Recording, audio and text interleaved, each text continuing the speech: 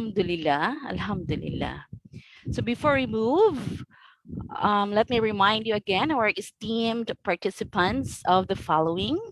So please put your microphone on mute and your videos off. So this session will be recorded for documentation purposes. The event is being shown live on Facebook, so please share the link. And for your questions, please use the chat box and for the comment section in the Facebook. So I know that everyone needs inspiration today. And to give us that, I know that her words will echo beyond the borders of this virtual hall. So, ladies and gentlemen, it's my honor to give you the Dr. Alma Beroa, the Vice President for Academic Affairs of Mindanao State University, for her message.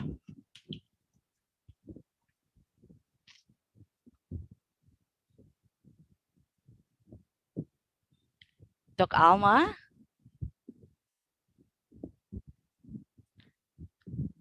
All right, so just probably Doc Alma is. I know that there is a scheduled power interruption in her area, so we'll just call her later. Okay, so I can't hold you anymore in suspense. Our esteemed participants, I will now give the time to our first presenter. But before that, let me give you a glimpse of who he is. So our esteemed participants, our first presenter is a faculty of Political Studies Department of Mindanao State University Main Campus, Marawi City. So to talk on MSU as a peace university, or orientation about fundamentals of peace education 101, let's welcome Dr. Samuel F. Anonas.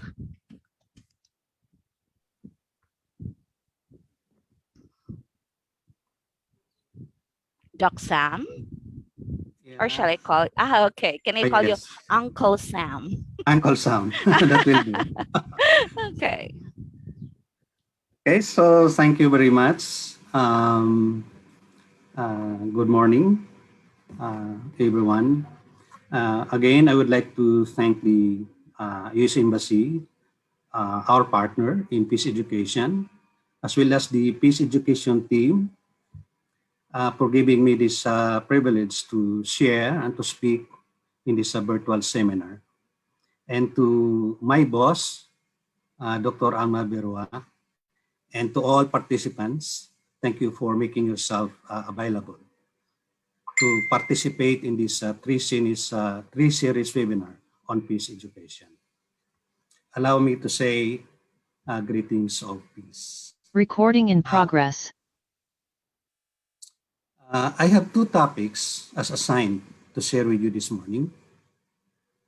First is about the Mindanao State University as a national peace university. And second is a brief orientation on FPE101, as well as the faculty training in teaching FPE101. So allow me to have my presentation for the first topic, MSU as a national peace university.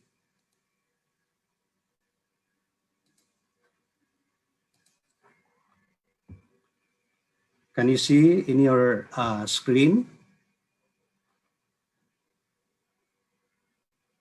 Okay lang ba? Yes, Doc. Yes, Doc. Okay, so the title of my first presentation is Mindanao State as a National Peace University. I would like to share first about the history and purpose on the creation of this university in the southern Philippines. Okay. So what is the history as well as the purpose of MSU? Pursuant to Republic Act number 1387, passed by the Philippine Congress in 1955, the Mindanao State University, located in Marawi City, formerly Dansalan, in Lanao del Sur, was established on September 1, 1961. As you can see, MSU is now a senior citizen. He is like me. It is now, MSU is now 60 years old. And the creation of MSU has these three major objectives. First, reason, and first objective here is educate the youth in Mindanao, Sulu, and Palawan region by offering degree programs in various fields of learning. Number two, integrate the Muslims and other cultural minorities into the mainstream of national life, or in the what's so-called national body politic.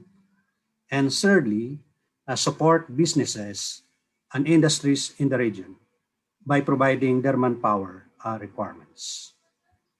Given the problems of Moro insurgency and widespread poverty in the Moro communities in southern Philippines before its establishment, MSU was conceived to function as a peace university and an affirmative action policy instrument by the national government to help capacitate the Moro communities, the indigenous peoples, to develop and catch up with the more advanced regions in the country. So, MSU as a peace university is really a unique mission, because MSU as a peace university makes it distinct from other universities in the country. We have more than 100 state universities and colleges in the country, but MSU is the only university created for this purpose. It has a very unique mission, and it is the only peace university thus far, and it is being established for that purpose. And because of that, MSU has become a social laboratory for integration. Based on the second objective ways of created to integrate the Moro people as well as the indigenous peoples into the mainstream of national body politic. So the main campus in Marawi City and other residential and non-residential campuses of the MSU system, we have now 11 campuses, and then we have two new extension campuses of the main campus in Sindangan, Zamboanga del Norte, and we have also MSU Palawan as an extension of the main campus, have always been a home to students from different places, tribes, and of different religious beliefs and affiliations during their schooling in the university. The main campus in particular provides a conducive environment and atmosphere inside and outside the classrooms for students to study as well as to fraternize and socialize. Dormitories inside the campus serve as their transient abode, and because of the university's policy requiring students of diverse cultural backgrounds to be roommates, their stay in the dormitories provides them more time and opportunity to hobnob and know each other better. Consequently, a peaceful coexistence among the students and constituents of the university has been developed, experienced, and observed in the campus since its establishment several decades ago. So the success of MSU as a social laboratory for integration provides the foundation for its eventual growth or evolution into a peace university. MSU as a peace university promoting culture of peace was popularized by then MSU President Dr. Ricardo de Leon. He stayed in the office of the president, I think, for 27 months, almost 3 years. And there was then the creation of the Institute for Peace and Development in Mindanao. We call it IPDM. IPDM in the main campus is the head of all IPDMs in the other MSU campuses. But IPDM is a non-degree granting unit.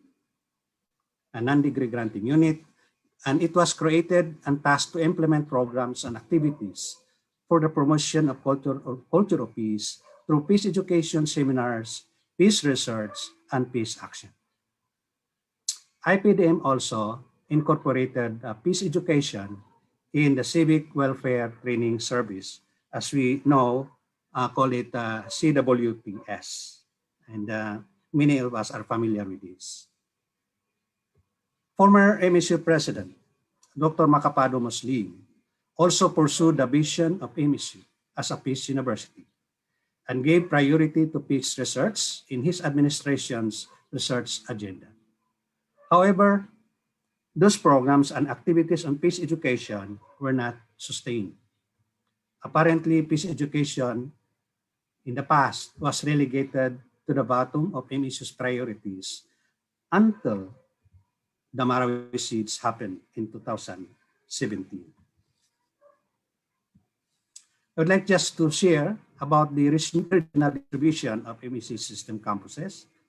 So from a one campus university based in Marawi City, when it started operation in 1962, Congress passed that law creating MSU in 1955. But it was only in 1962 that it started to operate with only 282 pioneering students. 282. Then the university metamorphosed into an 11 campus university system with a total student population of 82,064 and a faculty force of 3,444 in 2015 data. Maybe you would be asking our Vice President for Academic Affairs because I have only this data in 2015. We can ask her during our Q&A. Also in that year, MSU was the biggest government university in the Philippines in terms of student population. So we have this distribution of MSU campuses. In the Bangsamoro Autonomous Region for Muslim Mindanao, we have 5 campuses. Of course, we have the MSU main campus in Marawi City. Then we have the MSU Lanao College of Arts and Trade. We call it LNCAT in downtown Marawi. Then we have also MSU Maguindanao in Datoodin Sinswat in Maguindanao. We have MSU Sulu in Hulu Sulu and MSU Tawi-Tawi in Bongao, Tawi-Tawi. And that is for the BARM. And then for Region 9, we have MSU Buog, Zamboanga Sibogay. In Region 10, we have the Mindanao State University. We have MSU IIT in Iligan City. The banner of MSU in terms of being known also in the world ranking. We thank you for that. Then we have MSU Naawan in Naawan, Misamis Oriental. We have MSU Maigo School of Arts and Trade. That is also in Lanao del Norte. We call it IMSAT before. And then we have also MSU Lanao del Norte Agricultural College in Sultanagan de Vaporo, Lanao del Norte. We call now LNAC. And I think we have also participants coming from these campuses. And then,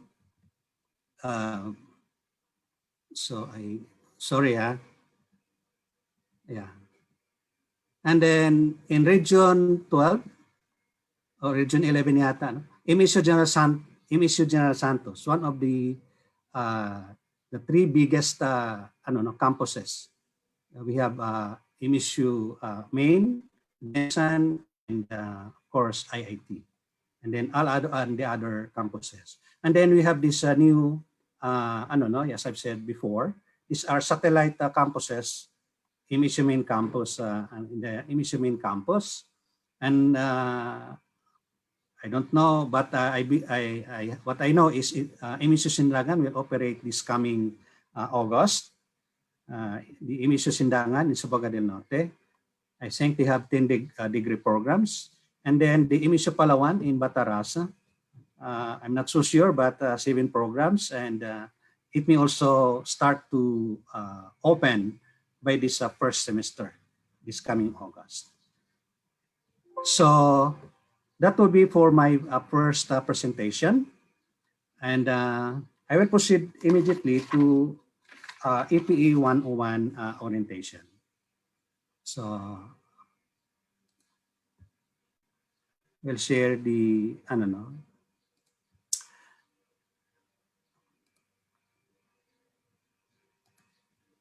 Okay, so this is the second topic that was requested by the Peace Education project team.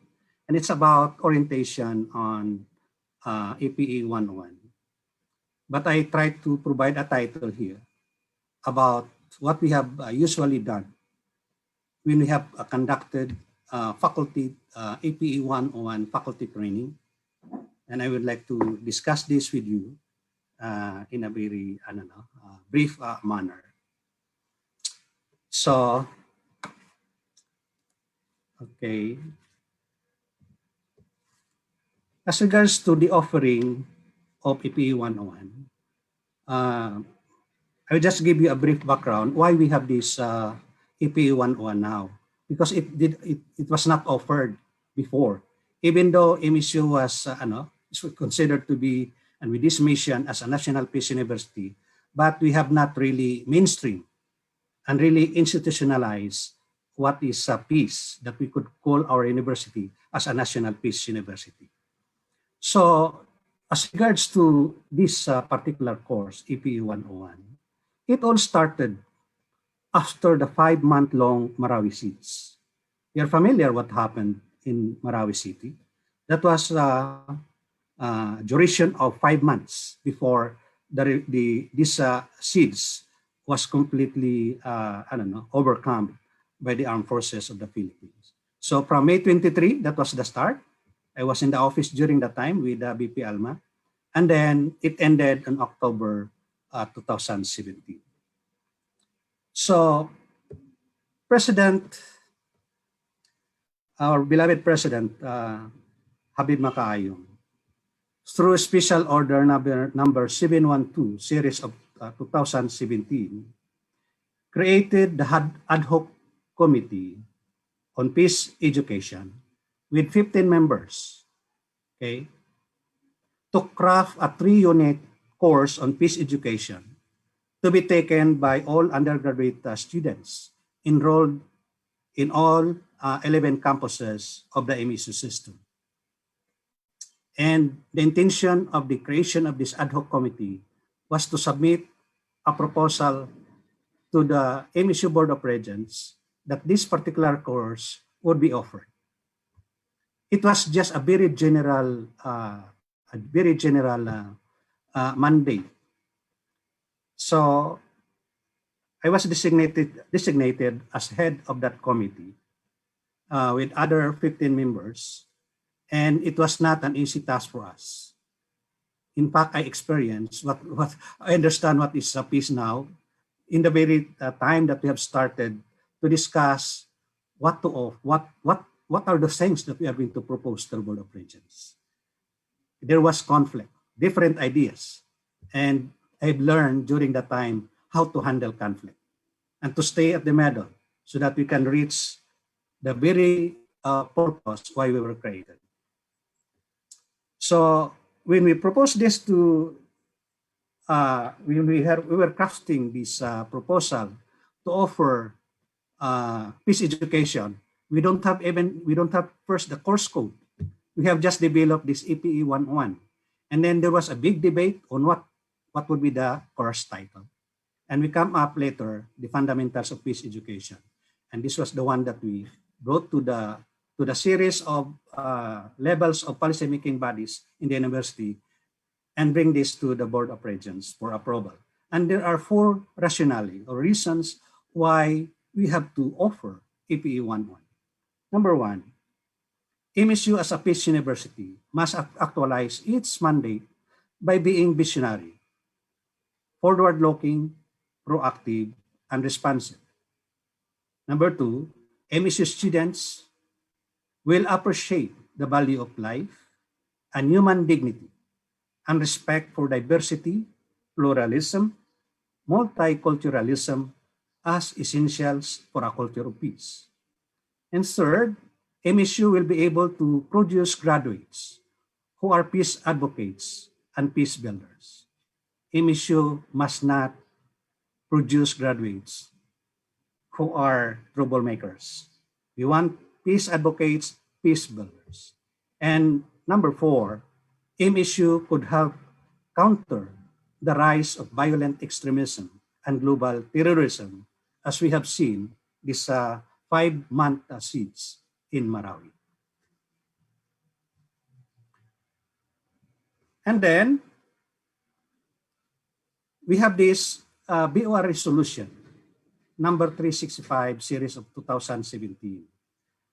When we have submitted this to all these policy-making bodies, until we reach the Board of Regents, the, the Board of Regents approved our proposal on December 20, 2017.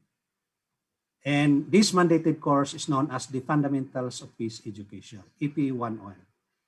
And in this particular course it required all students enrolled in the MSU system in the undergraduate programs to take this particular course. So all students must have to take this. If you're not be able to take FPE 101, you could not graduate because this is a mandatory course.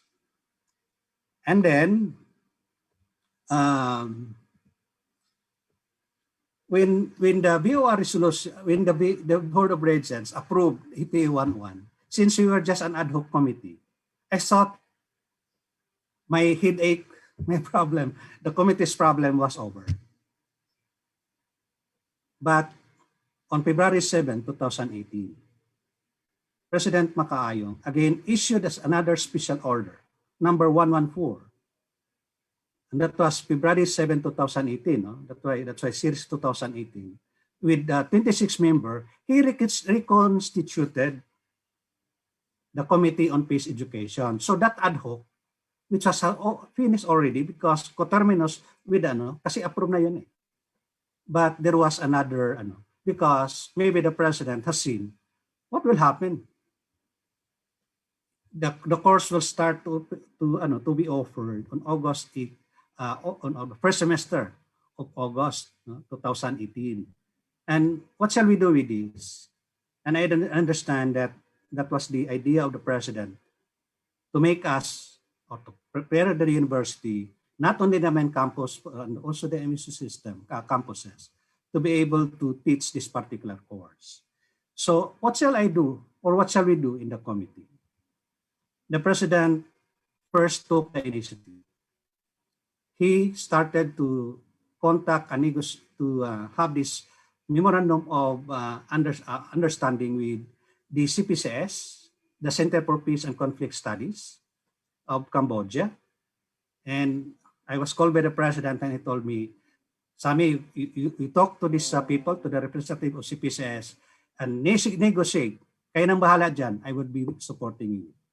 And I talked with, I brought some members of the committee, the senior members, and we were able to talk with the representatives of CPCS, and we were able to have this plan to conduct a 5 days training under the CPCS. And the committee members, the 26 of us, and plus top MSU officials, including VP Alma, were subjected into 5 days training. And it was huge because 5 days, full 5 days. After our training, I found it hard also, though I already understand, as well as the other committee members. Because what we saw is, we know what is a peace, how to settle conflict, but CPCS is an international NGO. So, do ngayon nag-o-offer man sila ng mga courses, no, ganun-ganun. But I felt personally that we don't know how to handle this because MSU is an academy. On my own, I went to Manila and talked to our friends at the US Embassy especially Attorney Neil, and also the Cultural Affairs Officer during that time. And I asked and begged and requested that the U.S. Embassy would help us. And my request was approved. I'm so thankful with my good friend, Attorney Neil Pacamalan, who really championed us. And that's why the U.S. Embassy approved my proposal. And then it was the U.S. Embassy who organized the the composite team of peace education experts from the University of the Philippines in Diliman, Miriam College, and Xavier University. Sila yung nag-organize and they have funded this. Alam ko malaki yung gastos nila because we were in a 5 days training and it was in a very expensive hotel and that was staying and they have to pay everything. Okay, our counterpart on the counterpart on issue during time was our availability, and with that we are so very thankful with the U.S. Embassy. So after that, what were the outputs of the Committee on Peace Education? Okay, and these are the three major outputs that I would like to share with you. Okay, in the speed of 2 months after our training, in the speed of 2 months, we were able to craft the fundamentals of peace education manual, the one that we are using in teaching peace education, FPE101. To make it easier, I proposed with the committee that we are going to really provide also another guide, help for our teachers. And we have crafted the teacher's guide on how to teach FPE101. Okay, in the speed of 2 months. And that was I think, June, July. That was a very speedy, yung paggawa talaga. And then after that, we have to prepare the main campus and all other campuses. That's why we conducted 3-day stay-in face-to-face trainings for the standardized teaching of EP101. So these are the trainings that we have conducted. So we have conducted in August of 2018, a cluster of MSU Jinsan and MSU Maguindanao. I think 18 from 30 faculty in all, 18 from MSU Jinsan and 12 from MSU Maguindanao. Okay, again, very yung sila si Dr. Jobar and then the former chancellor sa Jinsan, sila talaga naghanap ng paraan. And then we conducted another training with the CSIs. This is the formerly CHED supervised institutions, now entrusted to the main campus. And other small campuses, we conducted this training and we held this at Naawan campus. So another 30 faculty. And then we conducted another training, 2 batches, and this is for the MSU main campus. There were 50 faculty, 25 faculty per batch. That's why we have additional force of 50 faculty to teach EP101. And then we conducted another. We have the CSIs, small and campuses, a couple. And I think we were able to train 40 faculty. And then this is the front cover of the EP1 manual that for almost 3 years now we are using. And then this is the front cover of the teacher's guide para hindi masyadong mahirapan yung magtuturo. And now I would like to share with you why we should conduct training for faculty who will be teaching EP101. There might be some misconception on this, but I would like to make it clarify that we conducted training for faculty to teach EP101 for the major purpose of having this standardized teaching in terms of EP101. This is the minimum things that we have thought, the committee has thought, that we have this at least standard topics. That's why we have this component on what to teach. And the manual is the one that handles this. And then how to teach, and it is handled by the teacher's guide. This will ensure that the same learning outcomes for the students shall be achieved. We know that we that crafted the manual and the teacher's guide, we did it in 2 months, very fast. And we have seen that there are things that maybe we have missed, but we are revising it. So when you say standardized teaching of FPE101, this is the minimum. And we encourage all the faculty after being trained in FPE101 to have more references, to complement their teaching. Okay? And then, so if ever there will be trainings of FPE101, generally, a 3D training, and this is more on face-to-face. The past that we have done is face-to-face. Stay in, okay, in a hotel or any facility. The very purpose here is to really that intensive training. In fact, during the training, is 3 days is not, the 3D training is not enough. You want it 5 days to really absorb what they were learning during the training. But of course, the problem of funding, that would be the big obstacle. So the very reason why we conducted this 3D training, whole full day, we even reached in the evening, the very purpose is to capacitate all faculty members who will be assigned to teach EP101 in every campus of the ME system on the contents and mechanics of teaching the course. I'd like to share with you, my dear colleagues, that EP101 is very much different from any general education courses. Because peace education is personal transformation. Personal transformation. You could not give what you do not possess. You cannot teach what you do not know. And these are the very things that we are trying to really, that the participants of the training will be able to understand. And we have to really understand what is peace. So that would be, we have also specific training objectives, and I think there are 5. I'll make it fast because I have only less than 1 hour maybe, and try to finish, almost wrapping up.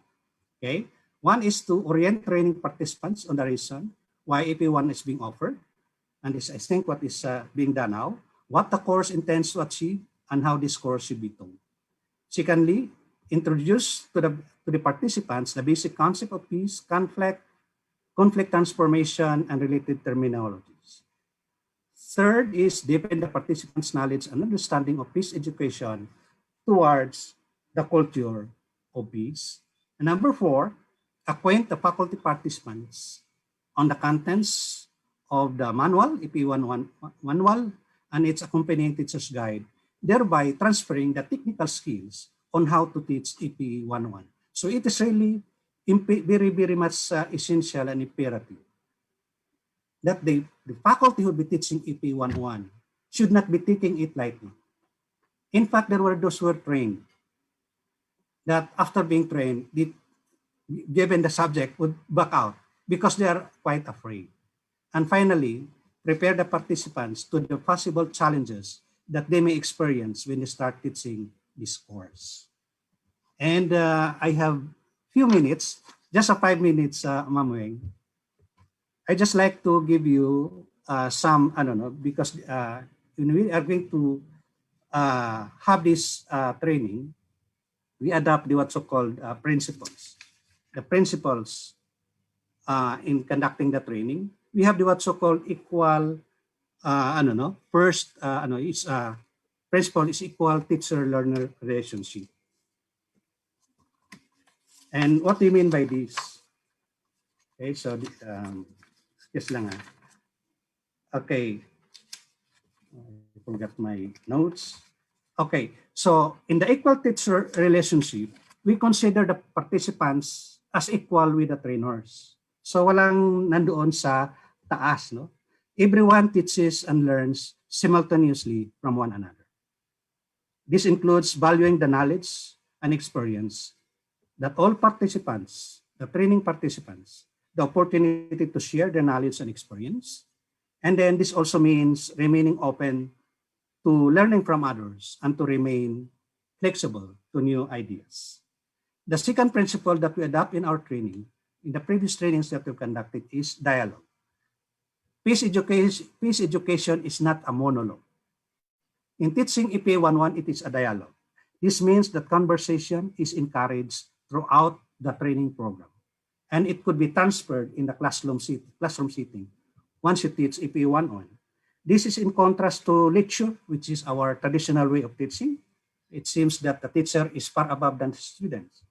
In peace education, we try to minimize lecture time and encourage dialogue in which all participants are engaged. And that ensures also that all participants have the opportunity to speak. Okay? And then thirdly, which I think very also important, is the principle on self-reflection. This means being introspective and curious about one's own nature, which includes noticing one's own actions, reactions, and the consequences of one's actions. Before we blame others, we have to think first of ourselves. That's why in the training, we always use the hand, this hand. Okay? Do never point your finger blaming anyone of any situation because the other four are pointing at you. You have to think first and reflect. Before you speak, you have to evaluate first. Look up on the two sides, looking your two eyes, and then listen to both sides using your two ears before you use your mouth. That's why your eyes, your two ears are here above your mouth. Sometimes we talk too easily. Our mouth is placed right here. Peace education is not like that. Finally, the principle on promoting inclusivity, diversity, and equality in the classroom. Inclusivity here means promoting equal involvement of everyone, regardless of age, gender, sex, ethnicity, and etc. Kung dalhin ito sa classroom setting, do not discriminate the bright ones from the medyo hindi masyadong magaling. Because FPE101 is not measuring their mental capacity. Because we are here to produce people, to produce students who become instrument, peace builders, peace advocates, champion for peace, creating a culture of peace. That's why we have this principle. So these principles are the very foundation of peace education. And those principles are the ones, though it's not exclusive, these are the principles that would guide us when we have conducted trainings in PEs 101. And just 3 minutes lang siguro ito. I would like to share this verse in the Bible. And it's about an exercise, age computation exercise. And if you have your, meron man kayong cell phone and your ballpen, maybe cell phone only. Okay, I would like to share these verses because this would help us. In Psalm 90 verses 10 and 12. In verse 10, it says, the days of our life are 70 years. Or even, if because of strength, 80 years. Yet their pride in additional years is only labor and sorrow, for it is soon gone and we fly away. Our lifespan, according to the Bible, is 70 years. If you go beyond 70 years, that is already a bonus. There were so many people that were not able to reach even the age of 50, 40. But it is for us, we have reached this stage, and that is we are thankful for the Creator. Okay, and then since life is too short, verse 12 says here, so teach us to number our days, that we may cultivate and bring to you a heart of wisdom. In other words, we have to make it sure that we are going to make our remaining days useful to us, to our family, and to the community. Just a little break, I just want you to have this a little exercise. So if the lifespan is 70 years, okay, times it, multiply it, 365 days in 1 year, no? You will have a total of 25,550 days. In 70 years, a total of 25,550 days. Yan ang ating in-spend dito if we reach 70. So, 70 plus, days after 70 years old. Sabi ko kanina, borrowed time, bonus. I would like you to compute how many days have been used up already, personally sa'yo, and then how many days are left. So, if you have your cell phone, go to the, yung sa parang calculator dyan. Your age, what is your age now? times multiply it with 365 days. The result would be those are the days used up. Those are the days used up. I would say to you, I would say to all of us, we could not do anything what had been in the past. The days that had passed, we could not do anything. Whatever failures, wala na tayong magawa doon. What is important is itong computation in number 2. So, 25,550 days minus those days that you have already spent. Kanya? So 25,550 days. Nakuha niyo? Then minus your days. What is the difference? Those are the days left for you to survive in this world. Though we are not saying in a very accurate manner, no? Because, but using the 70 years biblical span of. So that is the thing that I want to know. So what I would like to, as you are here, I would like you to think yourself like a water tank. Like a water tank. A water tank, alam niyo yung tanke, ano? So meron niyang, yung may laman yan, 1/4, 1/2, 3/4, or different levels. Some medyo puno-puno na. Some of you here who are coming maybe bachelor's degree holder, master's degree holder, PhDs, and maybe more than that. Okay, you bring with you your knowledge. But I would like you to be like a water tank. Willing to add more water until that water tank would be filled up. I want you to open your mind and don't let your knowledge be a hindrance for you to learn because that is very dangerous. Open yourself and let the water flow. Let the knowledge come fill yourself because the water tank which is now filled of water, if you are going to continue to fill that filled up water tank, the water will overflow. When you have this knowledge, even though it is not yet filled, you can this knowledge to be for you to become an instrument and make a difference in the life of our students. In one semester that your student would be under you, make it sure that you could make a difference in the life of that person. Not so much maybe of it's a cognitive, maybe that is one, but more on his personal transformation. So before we can help our students to be transformed, because many of our students have many personal struggles. Meron silang inner battle. There was yung tinatawag na inner conflict. Walang inner peace. But you might be able to help them in one semester. And remember, being a teacher in FPE101, we always use this phrase in peace education. The medium is the message. The medium is the message. You must be a role model. You must be a role model with your students. You could not teach honesty if you are dishonest. You could not teach peace if you are a troublemaker. That's why we have to be transformed. And that is part of the training that we have conducted. We could not do it in one, but at least we have learned something. And the more you teach, the more that you'd be transformed. And the more that you could help your students. As I've said, peace education is personal transformation. You cannot teach what you do not know. You cannot give what you do not possess. And that is peace education, and that is FPE 101. Please don't compare FPE 101 with other general education courses. This is a very, very special course that would help you and that would help our students to become people who would be building bridges, not walls.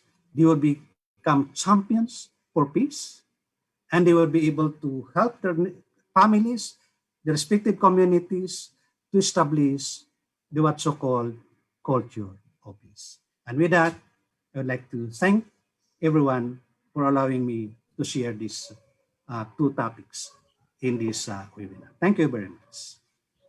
Okay, thank you so much. Thank you so much, Doc Sam. Oh my God, your last few lines hit me like a two-edged sword. By the way, I'm still 18 years old, so I still have 52 years. Doc Sam, thank you anyway for your valuable insights. We'll get back to you during the Q&A session. Okay, Uncle Sam. All right, thank you. Thank you very much. Thank you very much. Yeah, you're welcome. All right, so to our STEAM participants, you are the chosen ones for this very special course on peace education. So before we move to the next session, let's have a very short activity to help you prepare for a more serious session. I know that the mercury is rising now, so I know that we all have our own definition of inner peace. For me, it's self acceptance. So let me know what's your thoughts on this. May I call some participants here? Let's say Doc Margie Fiesta. Doc Marge, may we know what's your idea of inner peace?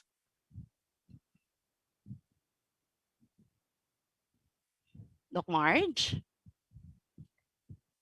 All right, then. So we'll have another one from, what's this one? Okay, Sir Bobet Reyes of MSU. Ano to? Okay, MSU. Again, let's see the rest. Sir Bobet or any volunteer. So just give us your thought on inner peace. Just one word, describe inner peace in a word, or equate inner peace with one word. Yes, po. Yeah, you have the liberty to open your microphone or your video. Yes, po. Hello. Just to prepare us, this is just a prelude to the next session. Okay, no one? Another one? Okay, I'm Charlotte. I'm Charlotte. Hello? Good morning, everyone. Yes, good Morning, ma'am. morning. Yeah, we love to hear what's your thoughts on inner peace. Or just one word, please. I would have to agree with what you said that I also think that inner peace is has to do with being able to be at peace with yourself, I guess. Wow. Um, because unless you are able to accept everything about who you are, and I don't think you will be able to interact with others in a peaceful way. So I think that it really does have to start with yourself. It has to start with being at peace with yourself. That's for me. Okay, that's great. Thank you for that. So you Yeah. deserve a 1 million clap. Thank you for that, ma'am. Okay, let me call another one. We still have 2 minutes before the next session starts. From MSU Jensen, Sir Nash Langko. Hello, sir. Warm greetings from Iligan. How are you there back in Jensen? The person who works at the office. Hello. Hello, sir. Yes. What's your idea of inner peace? For Do me, not inner peace. yes. Okay. Thank you very much. And a very wonderful lecture from Sir. By the way, for me, inner peace, I think would be more of resignation and acceptance. Resignation from what? Resignation From from everything? no, not from everything, but from the things that Okay. you cannot control and change. Yes, definitely. Something like that. Thank you, Sir Nash. And one more. Would you like to add more? Nothing. That's okay. Thank you. Okay, thank you, Sir Nash. I love your voice, by the way. All right, so one more to go from MSU Maguindanao. Oh, I miss Maguindanao. Hello, MSU Maguindanao. Grant Lu. Hi, good morning, Ma'am Weng, and Hello, good good morning, morning. everybody. Yes. Thank you Thank you, Sir Anonas, for that presentation and for that sharing. Well, for me, inner peace is maximizing your strength and also acknowledging your weaknesses. It's not, we as human being, we're not always in the positive side. We're not always in the good side. We will always have our flaws. And I think to get that inner peace, we should be able to acknowledge that and find ways to work on it. Wow. Perfectly said. Thank you for that, sir. Thank you, everyone. Thank you, thank you, thank you. All right. So, to give us more about discovering inner peace and culture of peace, so our esteemed participants, let me give you a background of the next speaker or the next presenter. So she holds a master's degree in peace studies from Kroc Institute for International Peace Studies at the University of Notre Dame, USA. She currently works as the technical advisor too for social cohesion and church for Catholic Relief Services. She is currently the president of the Mindanao Peace Building Institute Board of Trustees and continues to serve as one of the core facilitators for the Institute. As a peace advocate, she promotes meaningful participation of civil society organizations in Mindanao peace processes as a lead convener of the Mindanao Peace Waivers, a network of peace advocates in the region. She currently managed a CRS Global Program on advancing interreligious peace building.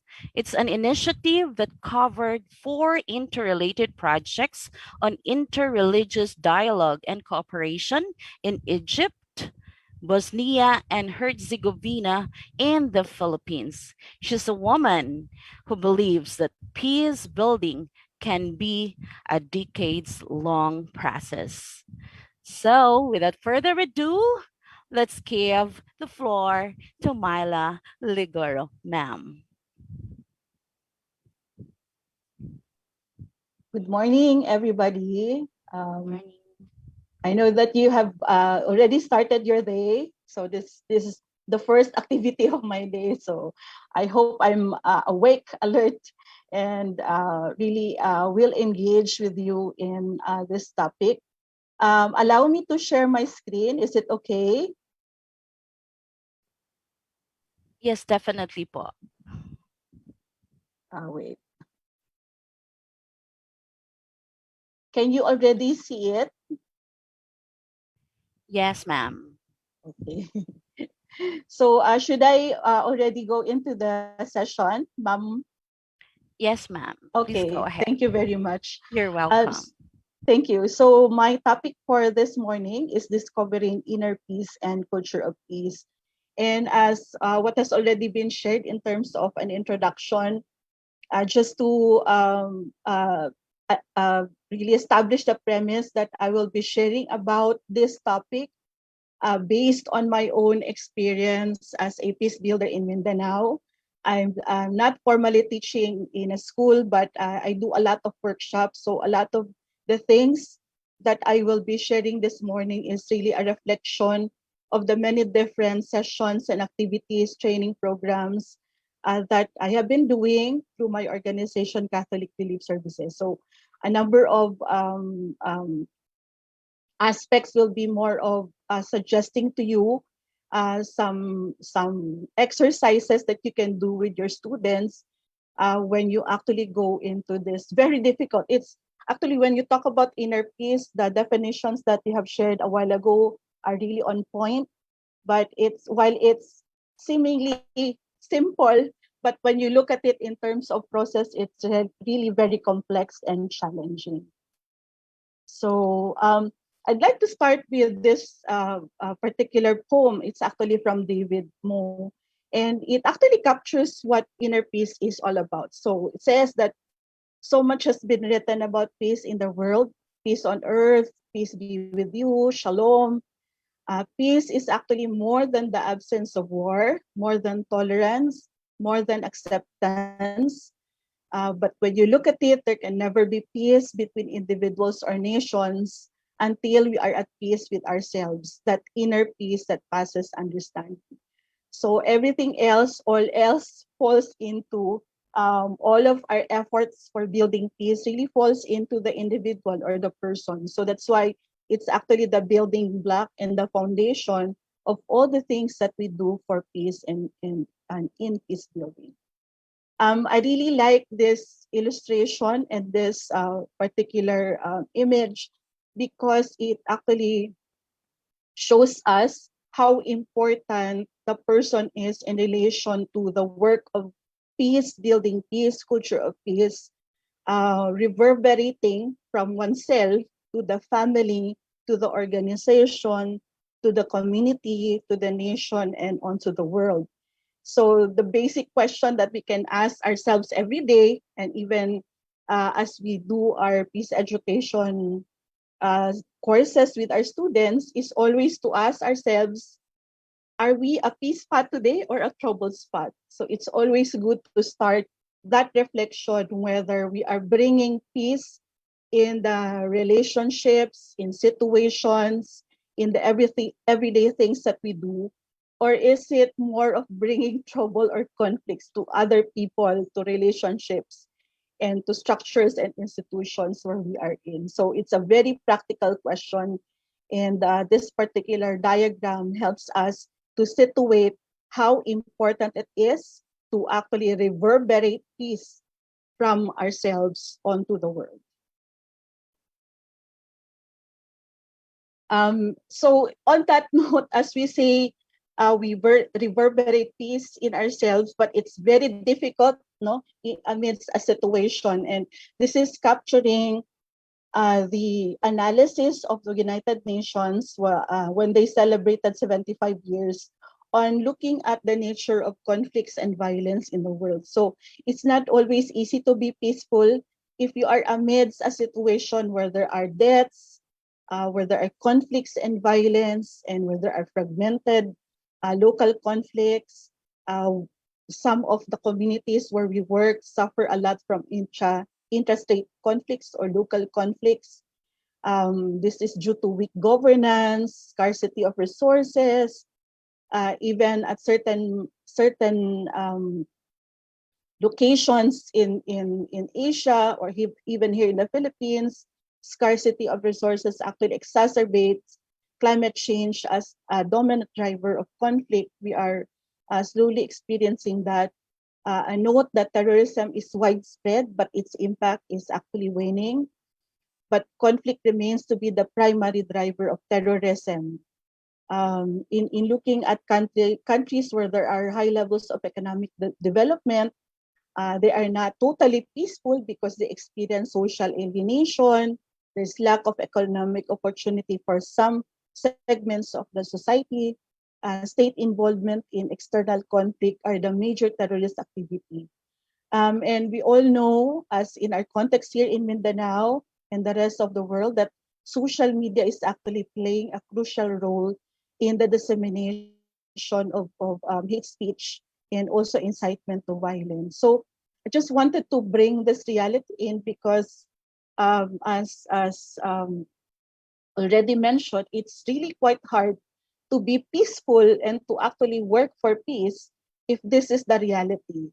And so always the question is, how do we maintain that? How do we maintain that peaceable attitude even amidst the challenges that we are experiencing in the world? So according to Gandhi, being nonviolent is actually an everyday experience. So it's an everyday decision. It's an everyday decision to be a peace spot, not a trouble spot. Let me know if there are questions, and I think there would be time later, I guess.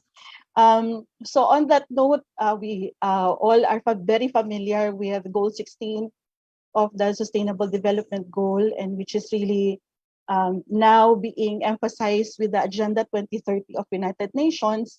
And it's really focusing on how we all can promote peaceful and inclusive societies for sustainable development, providing access to justice for all, and building effective, accountable, and inclusive institutions at all levels.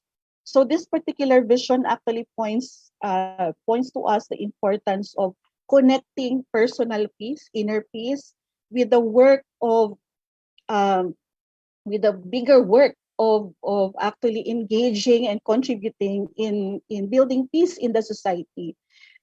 So I guess the challenge to us is we should not be pockets or islands of peace. It should be peace that actually helps promote overall or broader peace in our society. So this concept that we also promote what we call as peace writ large. It's not just inner peace, but it's also ensuring that we all contribute towards the broader peace or peace writ large in our communities. So the question for us as we actually do our peace education courses with our students is how do we translate this lofty, uh, sometimes very far vision and ambition, no? Vision and ambition for peace. It's at the United Nations level, it's at the global level.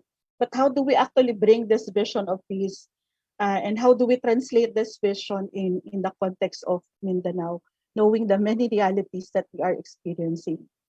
So one way of looking at it again is to look at it as a system that we always locate the work of inner peace or personal peace vis-a-vis the other dimensions of change that we need to engage in terms of our peace advocacy, in terms of our peace building work. So the changes at the personal level should actually impact or relate with or support, connect with relational changes. So these are changes in the relationships between and among groups of individuals, groups of people, groups of communities.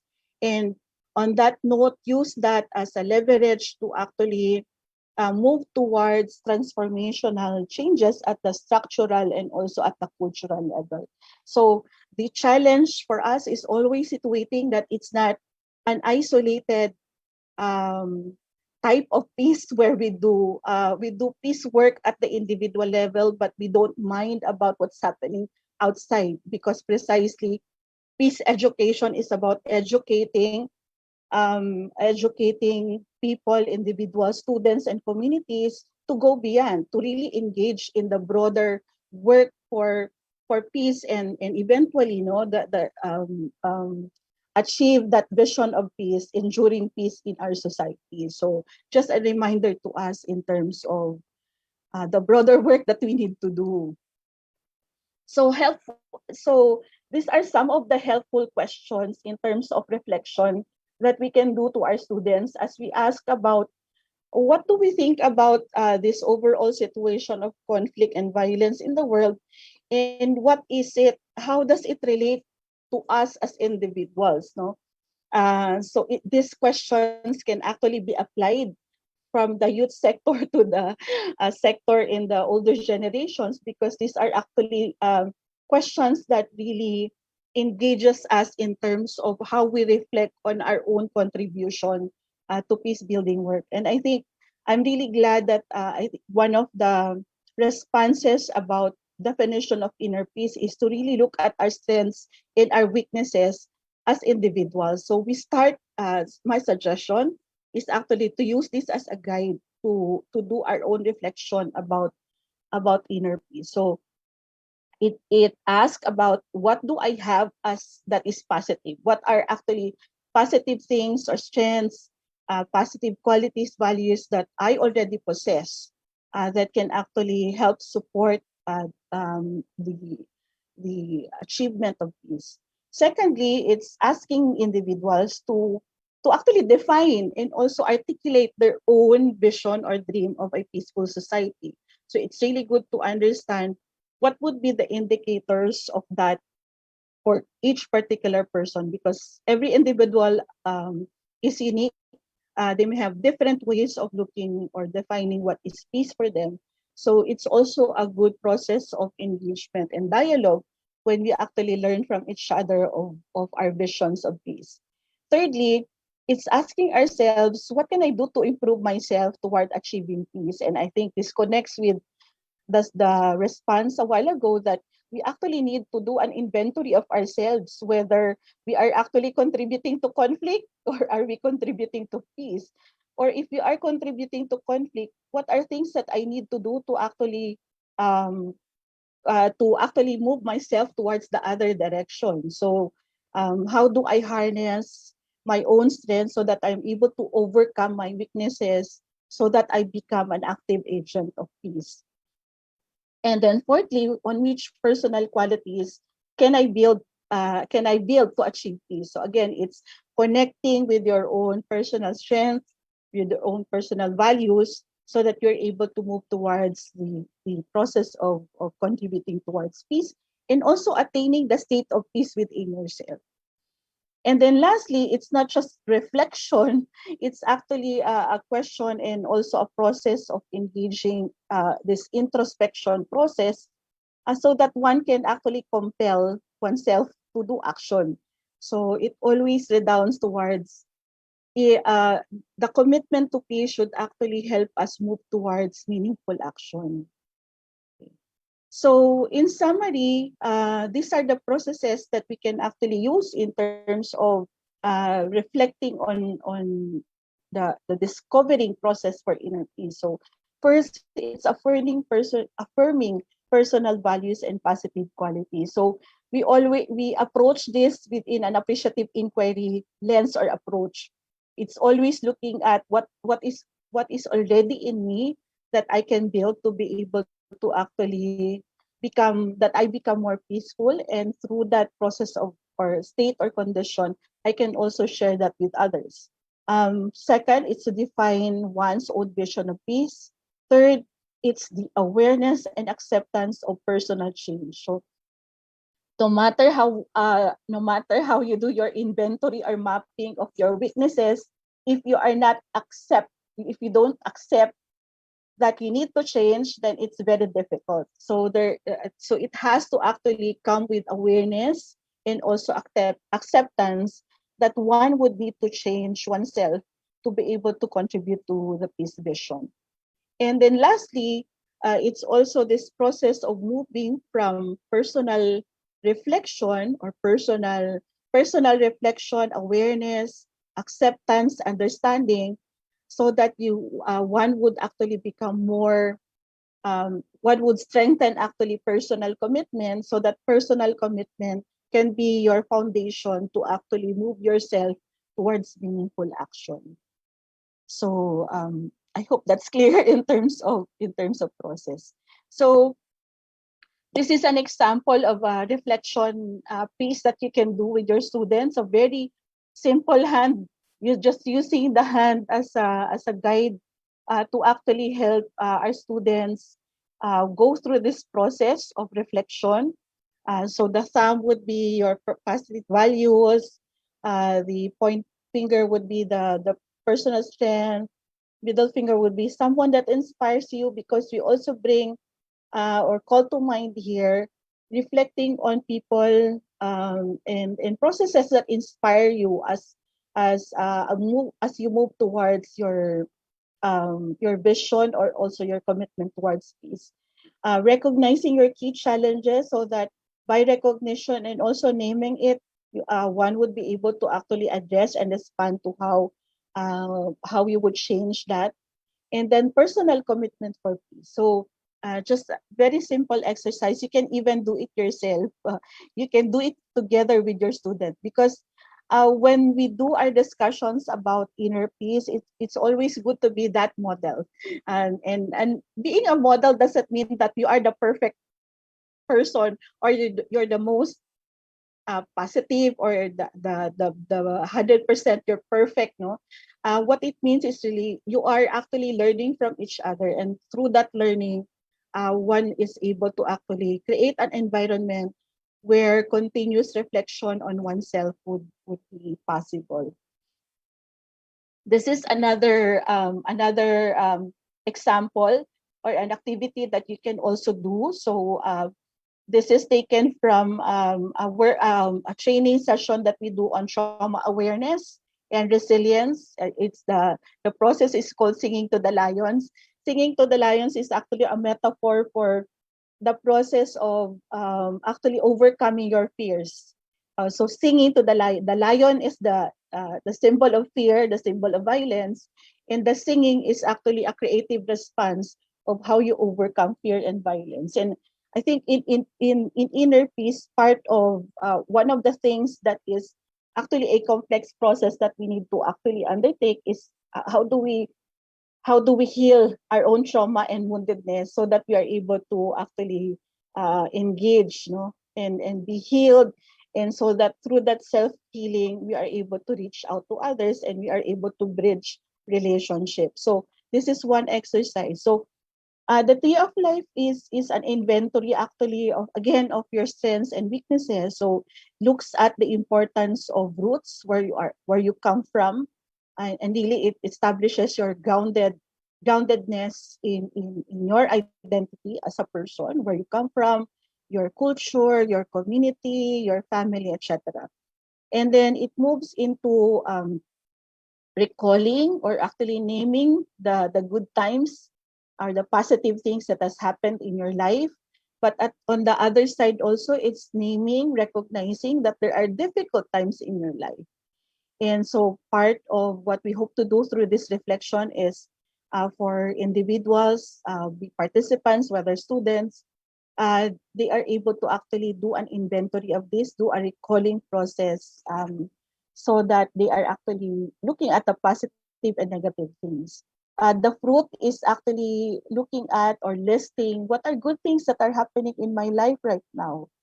And then, but also mindful that there are harmful insects that actually stops oneself from achieving their hopes and dreams.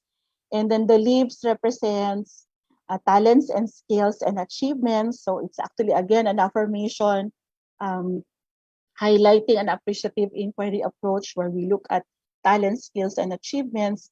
And then the branches, which corresponds to hopes and wishes, and also might be corresponds to visions of peace. So again, just a very simple exercise. We do this mindfully with our participants. We have done this a lot with children and youth, and it's very powerful in terms of storytelling, in terms of affirmation of strengths, but also recognition of weaknesses. Um, just a caveat on this that sometimes it might be a process that would be very personal. So some of the things that we need to do is to be able to be prepared if there are um,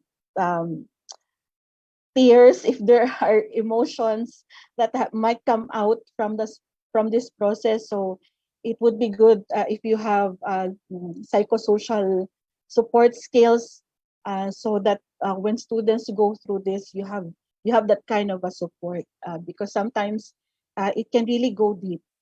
And so just to maybe probably look at situations where we can apply this particular session, so that it would be helpful and we would be more prepared when we do this.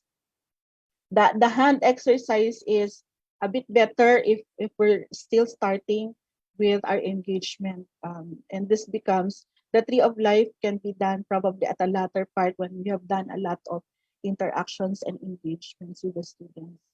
So moving forward, I'm sharing this particular framework that we actually employ in at Catholic Relief Services, and we call this the 3B approach: binding, bonding, and bridging.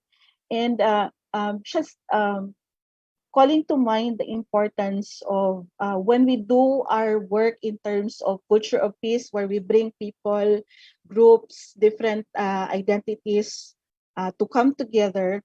It's always good for us to be reminded that it should actually come from a process where we actually have already engaged the individual in terms of finding, and also engage each member of similar groups or homogeneous groups before they go into the bridging or intergroup process.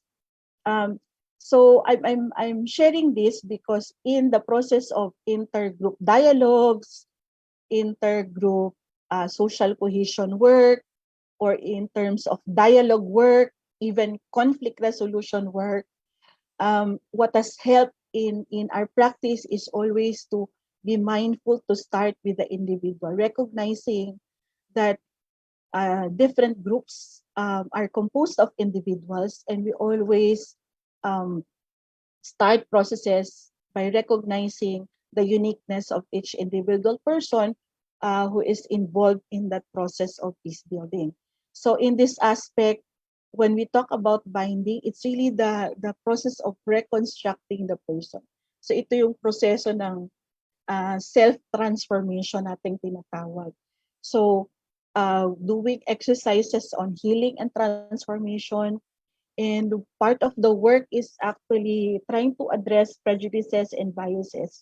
We all know that, it comes from an experience of pain, it comes from an experience of trauma, it comes from an experience of directly experiencing violence. And so a lot of the individuals that we work with here in Mindanao have gone through their own direct experiences of conflict. So a key part of the preparation is really this binding approach. If you are interested, I can share more about this later. But just to establish that the work with group processes will not actually prosper. It might be possible that we can start it, but in terms of sustainability, it might not work if we have not done our homework in terms of working at the individual level. So really the importance of inner peace and self-transformation. I'd like to read this story. It's called The Bag of Nails, and we can also use this as a story that would actually engage students in terms of a key topic. This is a story of a little boy who had a bad temper. His father gave him a bag of nails and told him that every time that he lost his patience, he should hammer one nail on the back of the door, on the back of the door. The first day, the boy hammered 37 nails. In the following days, in the measure that he learned to control his temper, he hammered even fewer nails. He discovered that it was easier to control himself than hammer nails on the back of the door. The day arrived in which he could control his temper during the whole day. His father suggested to him that he take a nail out for every day that he was able to control himself. The days passed and he was able to announce to his father that there were no more nails to remove. The man took him by the hand, led him to the door, and said to him, "You have worked hard, my son, but look at the holes in the wood. It will never be the same. Every time that you lose your patience, you leave wounds like the ones you see here." So, end of the story. So, I'd just like to pause at this moment and maybe ask one or two from the participants of your reflection on this story and how it relates to our topic of inner peace. Anybody?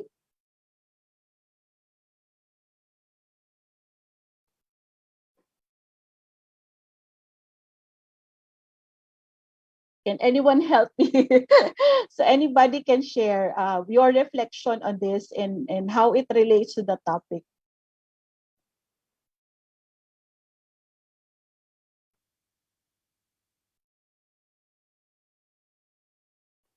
Sir Jovar, can you help? Sure, sure. Suggest Anyone? Good morning, Ate anyone? Yeah. Myla. Good morning. Anybody in the group can actually share. So maybe one or two. Yeah, anybody from the different campuses? Let's ask someone from MSU Maine. Sino po ang pwede from the MSU Marawi? Let me check kung sino ang nasa Kung MSU. walang mag-share, ikaw na, Sir Jovar. Sige, maghanap muna tayo, Ate May. Sige. From MSU IIT. Eto, si Nash. From MSU Gensa. Nash? Okay, Nash. Save Yes, the sir, date, please. Jovar. Oo, si Nash. Go ahead, Nash.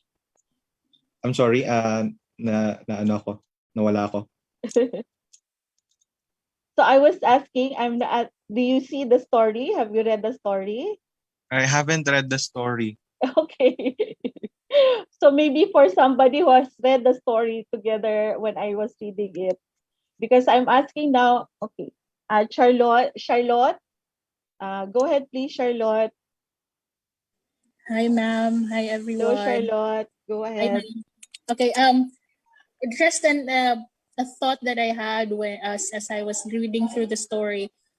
We often hear people like talk about, if you're angry, just say it out loud and talk about what you feel, without realizing that whatever comes out of our mouths can actually affect other people. So you should, as I read through the story, and the father said that just look at all the holes that have been left. I realized that as much as we want to like be very frank, kind of talk freely and say whatever we want, we should also be considerate of how it would affect other people. Because even if you say you have been you felt relieved because you have been able to say what you wanted, but then at the same time you don't realize that whatever you said has actually affected others negatively. So you should be considerate of that also, not just like think of just yourself, but also think about how it might also break down other people. It would affect other people. I've noticed that a lot with my younger friends. When they joke around, they think that joking around is this. I also experienced when I was a guidance coordinator, that many of the cases were like they were friends, and then after after a certain period of time, they fight. They actually get into fist fights in their classroom. And when I asked them, they would say, um he or that friend has been doing this to me since for so long, and I could no longer be patient with this friend anymore. But they are friends, magbarkada sila. And I realized that even however close you are, you should still be considerate of whatever you say to other people. Even however close you are, there will be a time that the patience of your friends might reach its end, and it will cause a fight. So whatever you say, whatever comes out of your mouth, and whatever you do, as much as it may relieve you, it should also be something that you should also be considerate of how it affects others. That's all, ma'am. Thank Thank you. you. Thank you, Charlotte. So on point, no? So it's really for us the story, right? It's reminding us to how do we actually engage with others, no?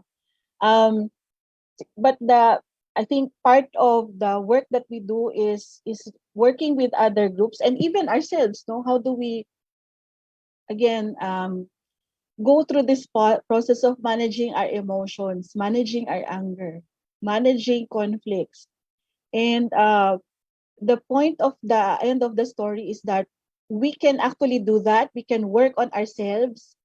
But once we have done the damage is there.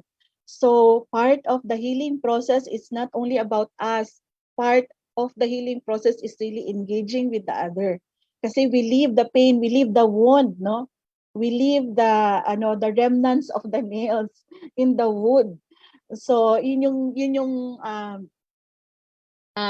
think the complexity and also the challenge of doing inner peace, because you're not only working on yourself, you're working on yourself in relation with others, diba? Yung ating peace path na diagram, because you reverberate iba, kundi yung pag-ugnay sa sarili. So, the way that it's defined here, identity is a compass by which we orientate ourselves. So, paano natin nilolocate yung ating sarili sa mga bagay-bagay, sa mga sitwasyon, sa mga sa ating mga relasyon, no, sa ibang tao.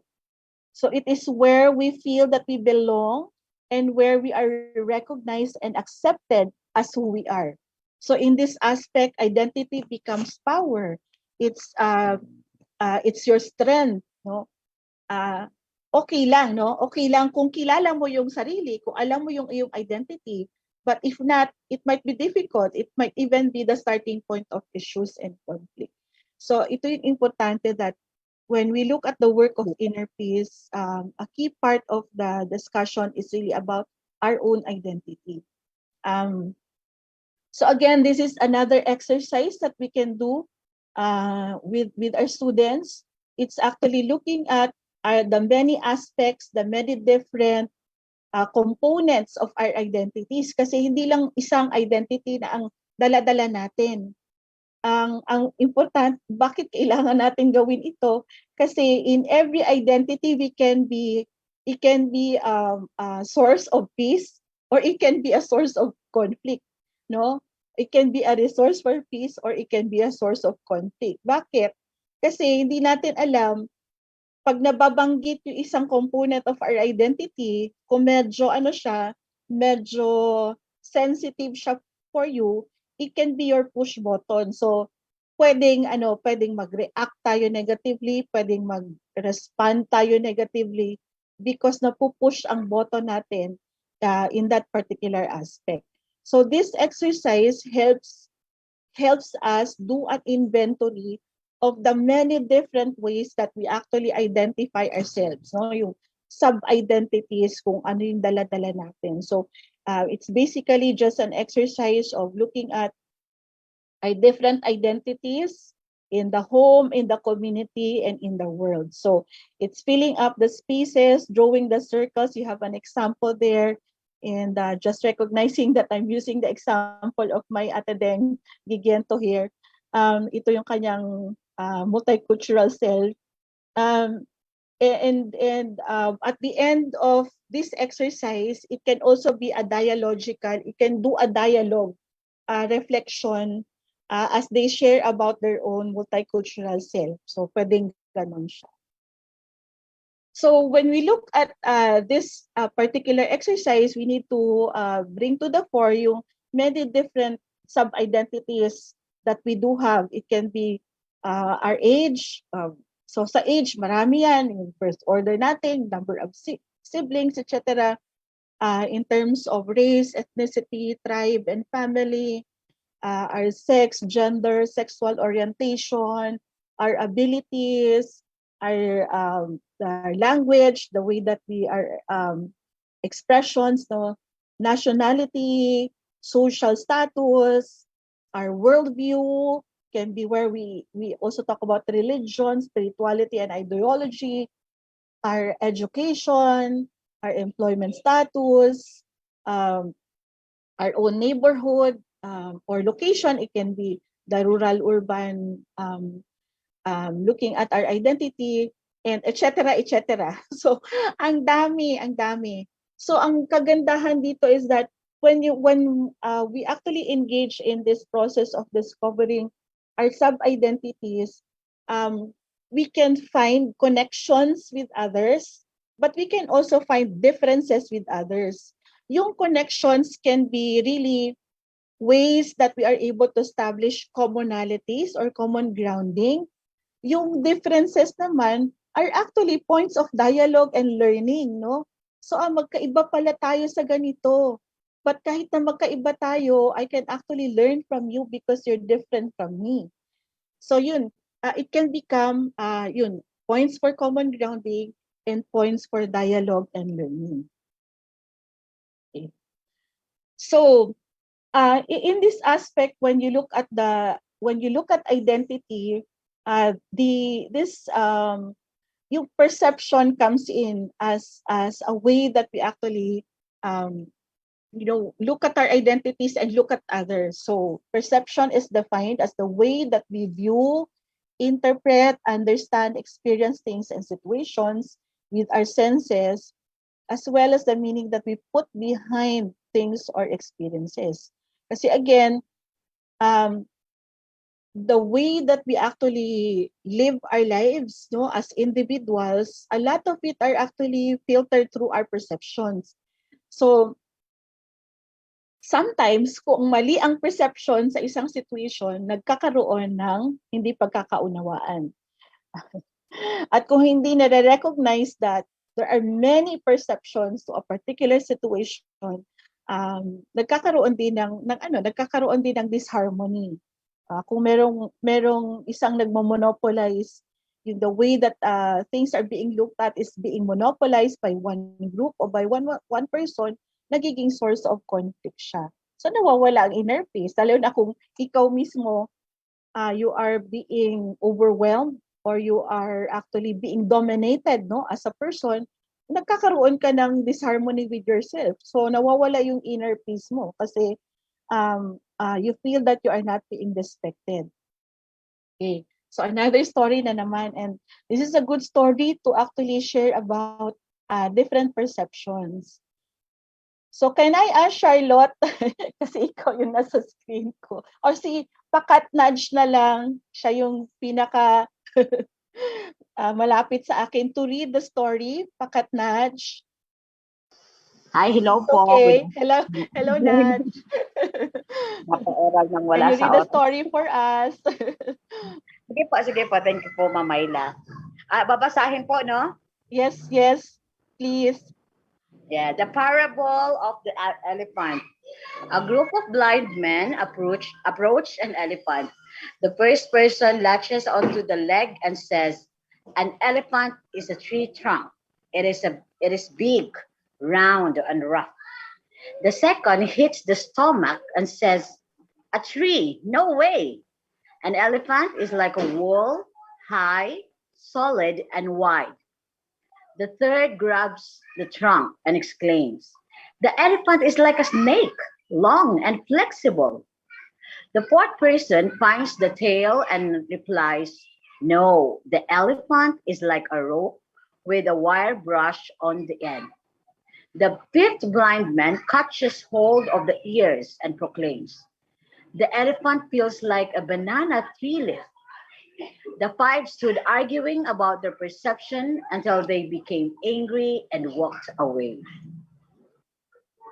Thank you, Nudge. So sino ang tama sa kanila? Sino ang tama sa kanila? lahat po sila ay tama. Lahat sila ay tama. Yes. Tama. Because they differ in the perspective, there is the context that they consider. Yes, yeah. So hindi pala kailangan mag-argue, no? Tama ba, ma'am? I think Ma'am Myla, I think Sige, go ahead. Go ahead, Nudge. I think in my in the philosophy teacher, sometimes it's really normal, and it's normal to argue because sometimes you really have to express. No one once you are arguing about what you think is right, what you think is how you view things. No, it's normal to the person that you actually argue. But I think ang titignan doon is how you actually express your arguments in a way, because we just had our lecture on in our UHAP University in Harmony. We just had our lecture on the peaceful communication. So it's how you actually use words when you are arguing. Sige, tama, no? Pwede silang mag-argue, no? Pero ang tawag nga namin diyan sa pwede silang mag-dialogue about it, but hindi kailangan mag-away, no? And really the point of the engagement and conversation is to understand where each one is coming from so that we learn, no? And at the end of the process pala, kung ipuput together nila yung kanilang different descriptions of the elephant, mapa-find out nila na elephant pala ito. And then I'm just holding the stomach, I'm just holding the trunk, I'm just holding the tail, no? So tama yun.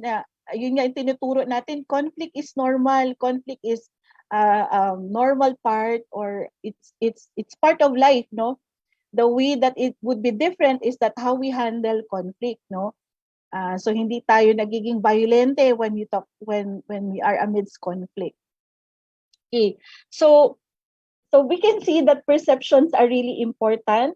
Sige, before I move forward, Johara, you want to share? Go ahead. Thank you so much, Mom. Yes, go First ahead, and Johara. foremost, I'd like to commend. I really like how you do your presentation because you're introducing us strategies that you can use inside our classroom, like this storytelling. So, in the story that you have just shared, I agree with Pakat Nach in saying that it's how we express ourselves using the language, which is very important because I believe whenever men interact with one another, a potential seed of discord is sown because of different or clashing interests, needs, and purposes. In many instances, we all know that the cause is the complex nature of language itself, as what Pakat Nach has said, because language reveals and at the same time conceals. It illuminates and at the same time complicates and muddles or confuses things. So the bottom line is we have to be very careful in using our language. There's no problem with dialogue, conversing with others to express yourself, but we have to, again, be very careful because language is very powerful. Thank you. Thank you. Thank you so much. So I really affirm Pakat Naj and Ma'am Johara for your responses. So you can actually use that parable to actually discuss about nonviolent communication. So it can be that, no, or you can also follow it up with a discussion on perception. So really nice that you're actually enriching the material. Um, and so to move forward, okay lang that I move forward. So one of the ways that we can actually follow that parable is a discussion on perception and how perception can actually lead towards discrimination. So you can actually use the slide to talk about how perceptions, um, difference and perceptions, if not handled well, will actually lead towards bias. Bias will lead towards prejudice. Prejudice will lead towards stereotyping, and stereotyping will lead towards discrimination. So when you look at all of these things, when persons, individuals experience bias, prejudice, stereotype, and discrimination, it actually affects one's state of peace, one state of inner peace. And not only that, no, kung ikaw mismo yung nagiging actor of this, you are actually also encroaching on the inner peace of others. So yung responsibility mo to actually make sure that you don't create conflict, you don't create tension, no, sa ibang tao. So that becomes part probably of the conversation. So these are just definitions of the different aspects of how perceptions can actually lead towards discrimination. So in relation to our topic, which is the culture of peace, yung first part, medyo na, I hope I've been able to actually address some of the aspects for inner peace. Pero siguro yung key takeaway for that, yung slide natin on the different processes or even the reflection questions on inner peace. And before moving towards culture, a key part probably for us, no, in reality here in Mindanao, what actually one of the primary sources of inner peace is actually our faith and spirituality. Napakalakas niyan for us here in Mindanao. Spirituality, our faith, and also our human values. So it would be good, again, using the Tree of Life exercise and the hand exercise and other exercises that we are able to do in terms of reflection so that we can actually bring it to the fore for our students. Maganda na maging aware sila, ma-recognize, ma-affirm, ma-name nila yung sources of inner peace nila, so that it actually becomes a starting point for them to consciously, intentionally nurture and cultivate that. Kasi kung hindi natin i-cultivate, pwedeng mawala. Pwedeng mawala yung ating inner bearing in terms of peace. So moving towards culture, and I really like the talk because you connect inner peace with culture of peace. So ito na yun siya. So this is a definition from Cohen, and he is saying that culture is the software that helps us to give meaning and value to different things we see and experience. So yun yung kanyang definition. So when we look at when we use our cultural identity, the talk because lenses, you connect inner peace ito yung culture of peace. So ito na yun sa different set of codes and meanings, and we transfer this set of codes and meanings across generations. So it can be along the lines of norms, values and beliefs, language, as already been emphasized earlier, food, rituals, music. So all of these different aspects help in terms of transferring this set of codes and meanings. And importante ito sa ating trabaho when we talk about the culture of peace. So again, another exercise that you can do in terms of thinking about cultural identity of your oneself, but also cultural identity of others. So this can be a dialogical process where you talk about again coming into terms with your own cultural identity, but also recognizing others. So merong dalawang reflection piece. Step one will be thinking of situations which you were negatively stereotyped or discriminated against by someone else because of your religious identity, cultural identity, or you can even add gender identity or age. So pwedeng palit-palitan depende on the context, no, of the discussions with your students. And then in this first part of the reflection, you would ask about how they feel, what do they do, and what will they do if this happens again. So again, it's really a point of coming into terms with the own personal experiences of stereotype and discrimination. So the second aspect, which looks at the other side, is thinking of situations which they themselves have negatively stereotyped and discriminated others because of their religious or cultural identity. So yung una, ikaw ang naka-experience. Yung pangalawang reflection is you are the one doing the discrimination and stereotyping. So again, it's the same level of questions. What do they do? How do they feel? And what will they do if this happens again? So this is a good connecting line with our earlier discussion on perceptions and identity, and also the reflection that comes later. And when we talk about inner peace and peace in relationship with others, napaka-realistic and contextualized ito in our situation here in Mindanao. So almost all of us have experienced this. So it's really a good way for us to help debrief, process, and also engage in dialogue with our students in relation to this particular reality. So this is just a listing of ways that we can engage with multicultural understanding, because we are in a multicultural context here in Mindanao.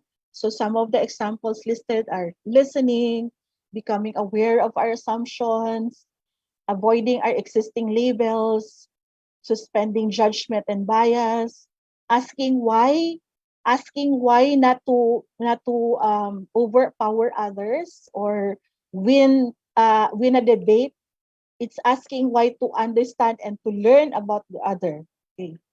So empathy, showing empathy, asking ourselves if this is cultural or an individual behavior. So just checking para ma-address natin yung stereotyping na yung ginagawa ng isa, hindi yun reflective of the whole group, because behavior yun ng isang tao. So we cannot stereotype or or label the whole group because of the behavior of this one person. So understanding the power consequences of behavior, no, and how it affects relationships. Okay, I think almost to the tail end of the presentation. So this is a definition of the culture of peace and very much connected with what we have talked about earlier. It's a set of values, attitudes, and modes of behavior and ways of life that reject violence, prevent conflicts by tackling their root causes, to solve problems through dialogue and negotiation among individuals, groups, and nations. So, importanteng proseso na ginagawa natin in terms of our work in Mindanao, which has started siguro 2 dekada na or even more in terms of our engagement, no? So, in the culture of peace process, we recognize that there are diverse cultures, language traditions, religions, and political perspectives. And the hope is that from those differences, we are able to go through a process where we actually move towards hindi lang peaceful coexistence but harmonious coexistence in our multicultural context where there is intercultural, interreligious appreciation and understanding. There's a sense of mutual acceptability, walang superior, walang inferior. There's a sense of solidarity and social cohesion, and it's moving towards shared future. Kasi lahat ng tao, lahat ng grupo, lahat ng kultura, lahat ng individual ay kabahagi ng future of Mindanao. So walang dapat maiwan. So everybody merong place in the future of Mindanao. So when we talk about the COP, culture of peace process work, in the way that we have done it in the communities and in some aspects in schools where we work, so we talk a lot about the importance of understanding Mindanao history, looking at the conflict narratives, surfacing the biases and prejudice because of that history. But it also talks about yung positive engagement in terms of interactions between and among the groups of people in Mindanao.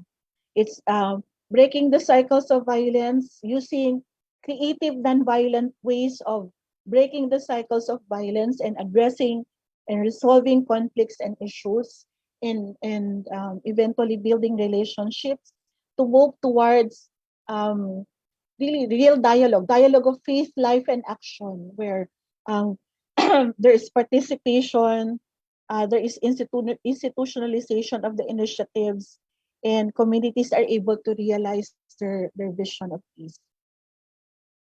Another good way of engaging this understanding, no, is using metaphors to actually demonstrate what the culture of peace process should be. So some of the metaphors that we have used is yung metaphor of a broken pot, and also that the rebuilding of that broken pot. So yun yung proseso ng pagkakaroon ng the project of actually moving towards a culture of peace. See, culture of peace is like a journey.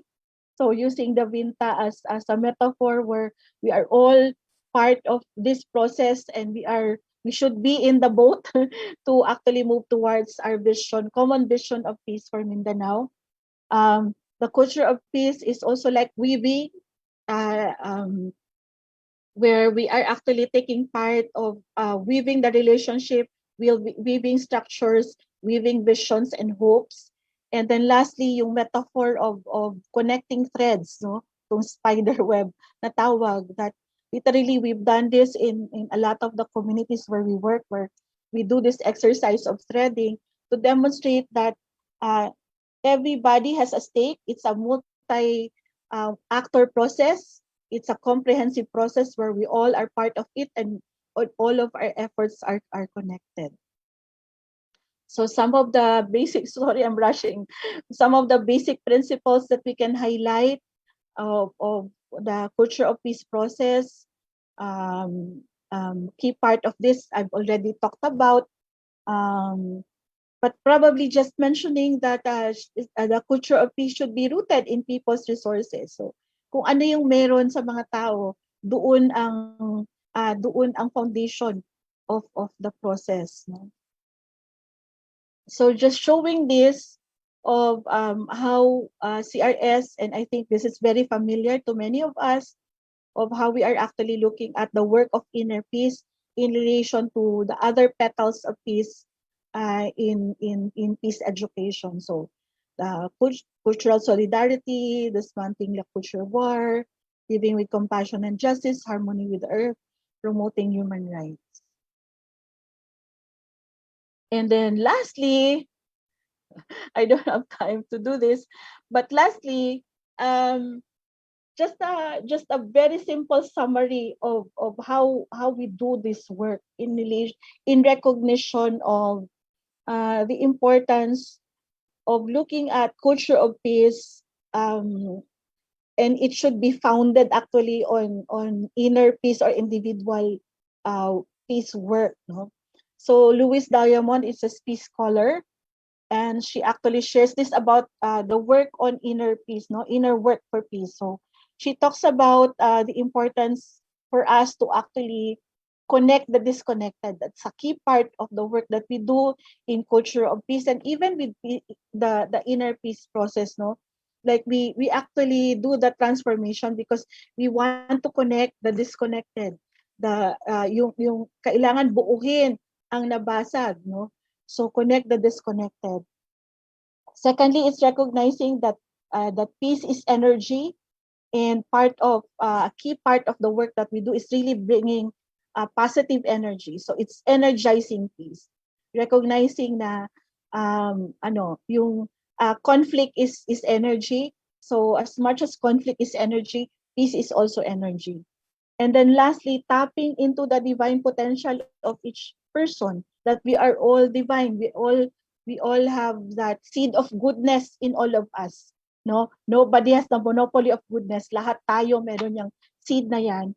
And so part of the work that we do is really relating to that ideal potential of each person to be good and to really live out inner peace.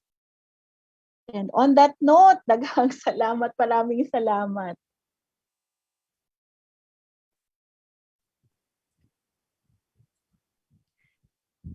Okay, thank you so much, Director Myla, for your engaging, soul steering, yet a very heartwarming presentation. Wow, you deserve, let's say, 2 million claps. All right, so to our dear participants, to give you enough time for your questions, you may write your questions in the comment or in the chat box. But before that, allow me to read some comments from Facebook. All exercises and stories are very helpful in ministering to our students in the main campus. Thank you. That's from Elena Magdaong Tabanao, and also from Helen of MSU IIT. Very insightful and helpful stories and activities. Yes, I love your stories, Director Myla. Your 3 Bs and everything in your presentation. So we also have here some comments. Allow me to read. Okay, good morning, everyone. Okay, we have here from, okay, wait. So yung kanina ito, no? So about inner peace, it's mentally and spiritually at peace. So it's from MSU IIT, Annabelle.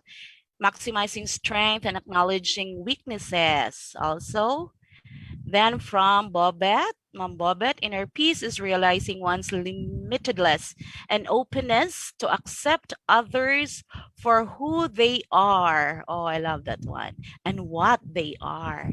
So another one from Prince Carl, inner peace is unconditional positive self-regard. All right then. Okay, so thank you so much, ma'am. So enriching. Wow. Thanks so much, Ma'am Myla. What an enriching learning time with you. Okay, another one from Ma'am Bobette. Okay, from MSU IIT, thank you so much, ma'am. This is very enlightening and useful po sa classroom. However, any tips how to motivate students to participate in these two personal activities? Would you like to address that, Director Myla? Oh wow. Yes, that's really the starting point, no. I guess I'm not a teacher, no, in the classroom, but I work a lot with communities, and it's the same challenge of how do you motivate, how do you go into this process of reflection. And a lot of siguro the learning is really to do the grounding processes, know them, know the create opportunities for students to actually engage at that level, at that personal level. So um it would be good, for example, to do reflections, like using, it can be a prayer, or it can be you can actually do such as what I have done in the earlier stage, where I actually splashed a poem about the inner peace. So it can be a creative process that you can do. Kung okay lang, kung medyo at that the middle part na, you can do even rituals, no? If it's allowed, I'm not really sure. Correct me if I'm wrong. If it's allowed in school, yung very, I'm not saying ritual na yung yung more of ritualizing the process. Like they can actually, like you can even have like a plant inside the classroom, and then they can write about their vision of peace, and then they can actually hang it on that plant. So Wow. that's one way of doing it. Or it can be like an interactive mural, where you actually have parang a big cloth where they can actually draw or create art, no, visually create their vision in that mural. And then you can even hang it. If it's like a semester, you can hang it there, so they can add and add and add to that mural. So we've done that a lot. We call it interactive mural. So going back to the question, how do you motivate? Start with that grounding exercise. So creating opportunities for start with simple reflection. Ayaw sa tong wag mo na yung parang shug sa heart. Start with simple reflections muna, like how are they? So probably a little bit of the tree of life, pero medyo wala pa yung mga difficult challenges. So you can even do the tree of life within the semester, and then build on it. Start with the roots, and then build on it as you go along. So parang baka pwede yun. So ang key is process and preparation and creativity. Yes. So thank you for those helpful tips, Director Myla. So we just hope that we satisfy your query from MSO IAT. Okay, another one from Pakat Naj. My salute. You also have my salute to the Mother of Peace building. Wow, beautiful words. Okay, reminder muna, don't forget to fill out our attendance and evaluation form. You can click the link. Thank you. From Ma'am Juhaira, Doc Juhaira, Alhamdulillah. That was a remarkable lecture. Inner peace for me is sabar. Oh, I love that patience. Hi, thanks, Ma'am Myla. From MSITT, thank you so much po. Okay, more questions, please. We still have the luxury of time and isusulit na natin si Director Myla. By the way, Ma'am Wen, Yes yung po. last story is about it's about vision, no? So you can actually, I've shared my presentation to Sir Jovar, so you can find all the materials there. And then if you're still interested, you can let me know. Let me know through Sir Jovar, kasi siya yung kakonect ko lagi. If you still want to have more stories, because we did develop a module on the six petals, and we have stories actually, or lesson guides on each of the petal. So if you are interested with that, I can share that material with Sir Jover. Wow, thank you for being so generous, Director Myla. And I know that the participants would love to have those materials. So thank you, Ate Myla from, okay, Sir Jovar. Then one from MSU, Maria Theresa. Thank you so much, Ma'am Myla. It was a remarkable presentation. I totally agree. Hope to hear from you again. Yes. Hear more stories. Elephants, ano pa kaya, mga ants and the involvement of the plants. Okay, more, please. All right. So get ready for the photo opportunity with our remarkable presenter or speaker today. Anyone? Okay, I think they're all satisfied. Director Myla. Okay then, so allow me to read the certificate. Ayan pa, may humabol from Miss Eileen Joyce. Thanks, Ma'am Myla. Inner peace is self-awareness, takes acceptance, adjustments, and processing in time and in season. Oh, there are 4 seasons, but in the Philippines, we only have 2. All right, so thank you, Miss Eileen. All right, so we're waiting more of your questions or what comments. All right, so allow me to read the certificate of appreciation. So this is given to Dr. Samuel E. Anonas for sharing his valuable time and expertise as a guest speaker on the topic MSU as a Peace Building University in webinar 1 of FPE101 Virtual Teachers Training for MSU System on July 17, 2021. Oh, it's in my screen. This 3-part webinar series will provide competency training for faculty members from the 11 MSU campuses to augment the Peace Educators roster. Signed, Edralyn C. Manla, PhD, Project Manager, Peace Education Project, and Pauline Anderson, Assistant Cultural Affairs Officer of U.S. Embassy in the Philippines. And the SIM certificate is given to Director Myla J. Ligorio. So, guest speaker on the topic Discovering Inner Peace and Culture of Peace. Thank you so much. So, shall we give our presenters what? A Dorian clap or 3 million claps? Come on. Okay. Wow. Thank you so much for your time. Another one from Bobet. Thank you so much, Sir Sam. God bless us all in all our rightful endeavors. Indeed. Okay, thank you. All right, shall we have the photo ops now? Open your cam, turn on your microphone. Ayan, wow. The beautiful people of FPE 101. The peace builders, the peace educators. Okay. My count? Has everyone opened this video? Okay, ayan na. Arrange shot.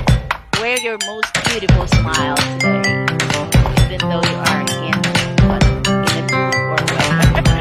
Okay, ready? 3, 2, 1. Okay, next. Meron pa? Okay. Next slide. 1, 2, 3. Go. 1, 2, 3. Go. Okay. Are we good? Okay, thank you for team. So wala na bang pahabol? Okay, wala na yata. Alright then. Thank you so much everyone. We appreciate you being here. So million thanks to the U.S. Embassy, Manila, who led us through the Assistant Cultural Affairs Officer, Attorney Neil Solomon, U.S. Embassy, Dr. Tracy, Manager, the core team, the presenters, Doc Sam and Director Myla, and the host, our VIPs listening, our dear